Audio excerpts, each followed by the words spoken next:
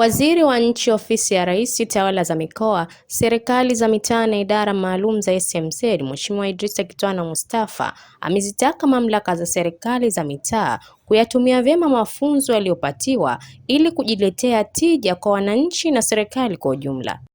Ameyasema hayo wakati akifungua mafunzo ya siku 2 ya kuwajengea uwezo wakuu wa serikali za mitaa kuhusu usafi wa miji ya Zanzibar huko katika ukumbi wa Michenzani Mall. Amesema usafi ndiyo chanzo cha kuingiza watalii nchini na kuondosha maradhi ya mlipuko ambayo hudhorotesha maendeleo ya nchi. Nataka nikuonyesheni ndugu zetu wa Moshi, tumedhamiria kuona mji wetu na nchi yetu inaendana na utalii, inaendana na mazingira. Yoyote ukimtajia duniani Zanzibar ni beautiful island, anatamani kuiona hivyo anavyofikiria.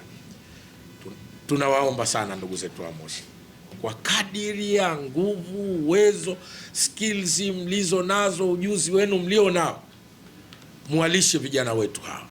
Wakufunzi wa semina hiyo kutoka manispaa ya Moshi, Zuberi Abdallah Kidumo, meya wa halmashauri hiyo, na mkurugenzi wake Mwajuma Abasi na Sombe, wamehakikishia kuwapa mbinu za utunzaji wa miji na mazingira kwa kufuata taratibu na sheria za nchi.